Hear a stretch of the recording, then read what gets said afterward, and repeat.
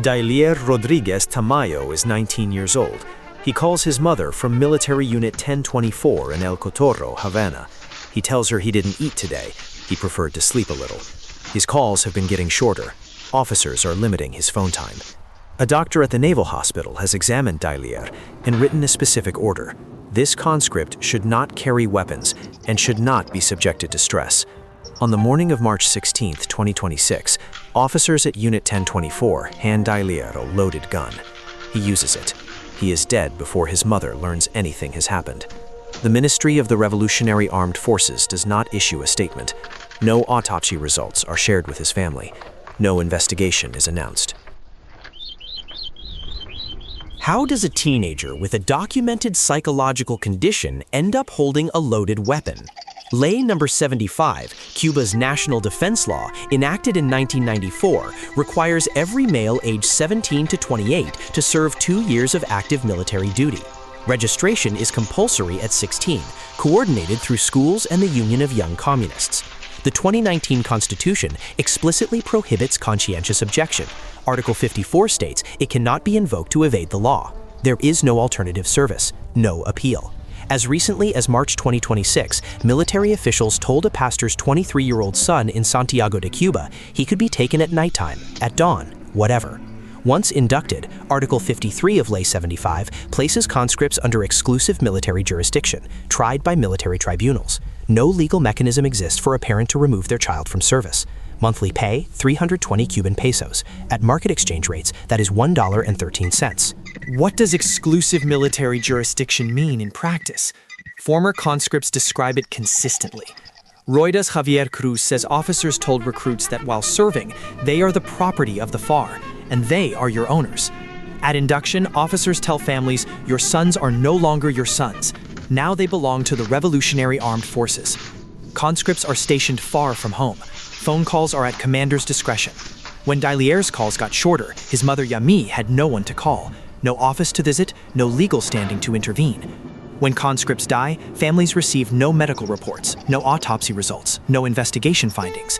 Yami Tamayo Leon learned what happened to her son the way every Cuban military mother learns, through rumor, through other conscripts, through the absence of a phone call that was already getting shorter. Dailier is not the first. Independent organizations documented at least 54 conscript deaths through mid-September 2023. Cubalex documented at least 19 more in 2025 alone. The mechanism repeats. Anier Gonzalez, 18 years old, shot himself 13 days into guard duty in July 2021. He had already attempted to hang himself days earlier. Officers did not intervene and did not inform his parents.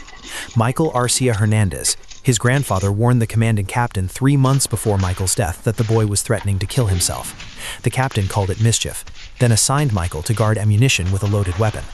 In January 2025, the Holguin ammunition depot explosion killed at least 9 conscripts. Bodies were never recovered. The government declared the dead valiant and selfless, and never searched for their remains. In every documented case, the response is the same: silence. No report, no investigation, no accountability.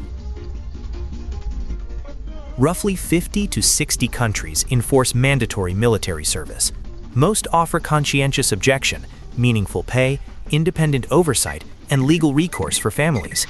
The combination that defines Cuba's system, no objection rights, negligible pay, zero transparency, exclusive military jurisdiction, no family recourse, no investigation of deaths, is shared by exactly 2 other countries, North Korea and Eritrea.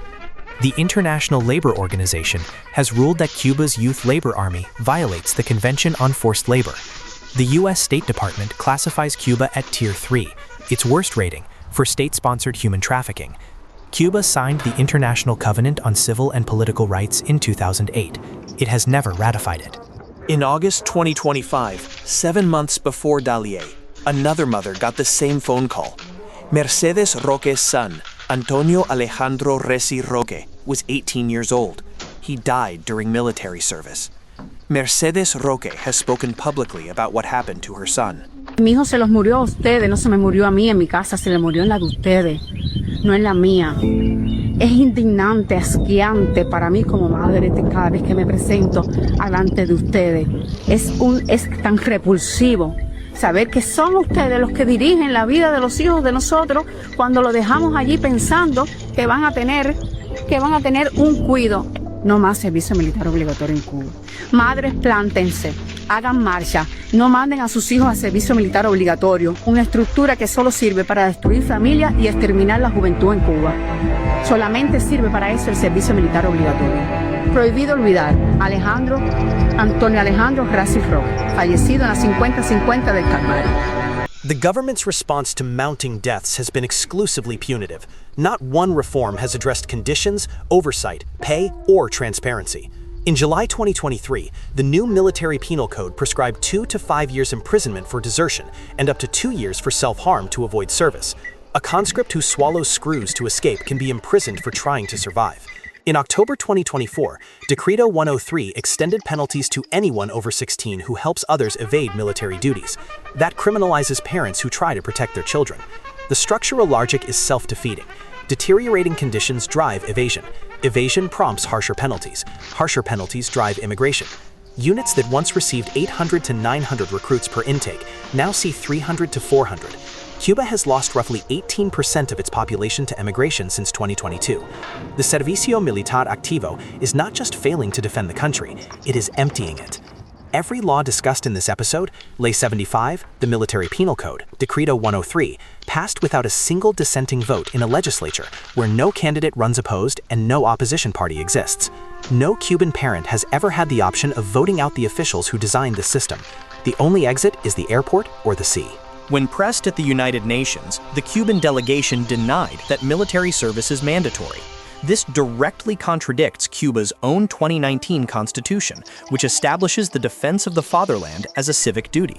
It contradicts Ley No. 75, which mandates registration at 16 and service at 17. And it contradicts the experience of every Cuban family that has received the induction notice. The government's position is not a policy dispute. It is a factual claim that can be checked against the government's own legal texts, and it is false. Dailier Rodríguez Tamayo's mother, Yaimi Tamayo León, has no autopsy report, no medical records, no explanation of why her son, whose doctor ordered that he not carry weapons, was handed a gun. No official at Military Unit 1024 has been named, investigated, or removed. The only public record of Dailier's life and death exists in independent media reports that the Cuban government blocks inside the island. He was 19 years old. He called his mother and told her he didn't eat. He preferred to sleep a little. Dailier was by Cuban law the property of the Revolutionary Armed Forces. They gave him a gun and he used it. And then they said nothing. Cuba's Servicio Militar Activo is a system where the state takes legal ownership of young men, pays them $1 a month, places them under exclusive military jurisdiction with no family recourse, and when they die, by suicide, by explosion, by neglect, conducts no investigation and provides no explanation. The only countries with a comparable system are North Korea and Eritrea. The international legal system has named it forced labor, human trafficking. The Cuban government, when asked, denied it exists, contradicting its own constitution. The system is not stable. It is collapsing under the weight of the emigration it produces. Full sources for everything in this episode, legal texts, independent media reports, international rulings, are linked in the description and at layutia.com. If you're trying to understand how Cuba actually works and why people are leaving, watch more of our videos. Patria y Vida.